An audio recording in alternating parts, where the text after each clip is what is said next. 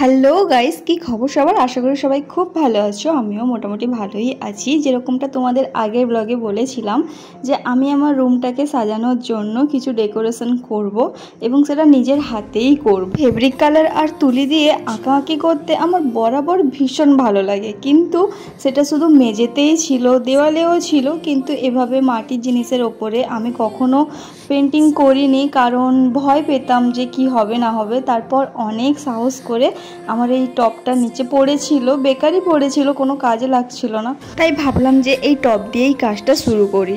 আর টবে যেটা আমি আঁকছি সেটা কিন্তু সম্পূর্ণ আমার নিজের ডিজাইন, আমি কিন্তু কোনো অনলাইন ডিজাইন দেখে আঁকিনি। হ্যাঁ, একটু আইডিয়া নিয়েছি যে টবের ওপর কেমন কীরকম কী ডিজাইন হতে পারে, তাই একবার মুছছি একবার ঠিক করছি, এরকমভাবেই চলছে। কিন্তু তাও ফিনিশিংয়ের পর টবটা কিন্তু নিহাত খারাপ লাগছিল না, যথেষ্ট ভালো লাগছিল। আর জানো তো, এই টবটাতে আমি একটা প্লাস্টিকের গাছ এনেছি, সেটা বসাবো। আর এই ঠেকিগুলোকে, এটা দইয়ের ভাঁড়, এই ভাঁড়গুলোকে আমি আমার জানলায় ঝোলাবো। আসলে মানে সকাল থেকে একদম সন্ধে পর্যন্ত রুমে প্রচণ্ড রোদ লাগার কারণে এত গরম এবং গুমোট হয় না, রুমটাতে ঢুকতে ইচ্ছেই করে না। তাই অ্যাটলিস্ট রুমটাতে ঢুকে যাতে একটা স্মাইল বেরায় বা মনের একটা শান্তি আসে, তার জন্যই কিন্তু রুমটাকে সাজানো। আলটিমেটলি সারাদিনে এত থাকানোর পর যখন তুমি বিছানায় যাবে, তখন মন এবং শরীর দুটোই একদম রিল্যাক্স হওয়া দরকার, নাকি মনের মধ্যে বিরক্তি। আর অনলাইন থেকে এই অ্যাঙ্গারগুলোও নিয়ে এসেছিলাম, যেটা কিসমত দাদা এসে লাগিয়ে দিল। আর এবারে যে স্টিকারগুলো এনেছি সেটাকে দেখতে ভীষণই ভালো লাগছিল, কিন্তু প্রথমে এইটা যে লাগাচ্ছি এটা দেওয়ালের সাথে ঠিকঠাক চিপকাচ্ছিল না, খালি উঠে উঠে যাচ্ছিল। আর নেক্সট টাইম যেটা লাগিয়েছিলাম সেটাও ভালোই এসেছিলো, কিন্তু সেটা আবার ওই পেপার থেকে উঠছিল না, অনেক কাঠখড় পুড়িয়ে কেটে কেটে তুলতে হয়েছে এবং দেওয়ালে লাগাতে হয়েছে। বাট দেওয়ালে লাগানোর পর কিন্তু একবারের জন্যও ওঠেনি, ওইটা কিন্তু খুব ভালো একটা জিনিস ছিল। আচ্ছা, তোমাদের মডার্ন বেডরুম ভালো লাগে নাকি আগেকার দিনের ওই বেডরুমগুলো ভালো লাগে, যেখানে বড় বড় দরজা, জানলার পর্দাগুলো হাওয়ায় উড়বে, ওই রকম টাইপের ভালো লাগে? ওই পালঙ্ক, আমার জানো তো ওই আগেকার দিনের ঘর বাড়িগুলোই বেশি ভালো লাগে, রুমগুলো বেশি ভালো লাগে। এখনকার অত্যাধুনিক যুগে অতিরিক্ত লাইট, আলো, এরকম স্টাইলিশ খাট আমার একদমই ভালো লাগে না। কিন্তু কি করা যাবে, আমার না ভালো লাগলেও আমার হাজব্যান্ডের তো আধুনিক যুগের বাড়িঘর ভীষণ ভালো লাগে।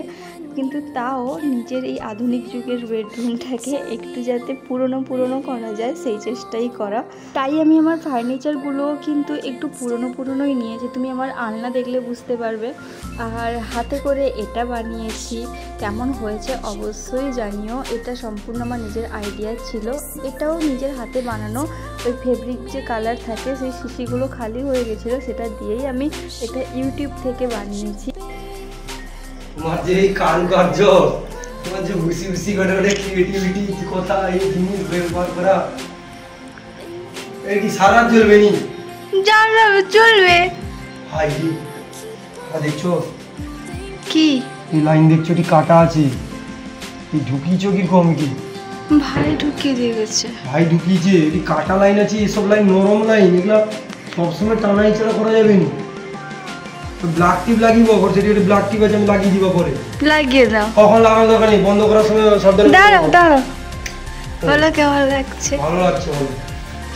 তুমি খালি এই সিসিগুলো কি হবে, বেকার, খেদে কাজ নেই। এটা কিনতে গেলে কত টাকা পড়তো বলো? তোমরা তো আমার বডির রিয়াকশনটা দেখলেই, আসলে ও আমার উপর না ভরসা রাখতেই পারেনি যে আমি ভালো কিছু তৈরি করতে পারবো। তো দেখার পর তাই ওরকমভাবে অবাক হয়েছিল। তোমরাও দেখো, দেখে জানিও যে আমার রুমটাকে মোটামুটি একটুখানি সাজানো কেমন হয়েছে, ভালো লাগছে কিনা। আর এই গাছের শখ আমার অনেক দিনের ছিল, কাঁথিতে গান্ধীমেলা হয়, ওখান থেকে আনবো ভেবেছিলাম, কিন্তু বলেছিল যে 2500-3000 দাম। আর এটার সাউন্ডও না আমাকে ভীষণ ভালো লাগছিল, আর এটা প্রতি সময় আমার রুমে বাজতে থাকে, জানলা দিয়ে যখনই হাওয়া আসে ভালোই লাগে। আর এগুলো আমি কিন্তু মেলা থেকেই কিনেছি, কেমন লেগেছে অবশ্যই জানিও। টাটা।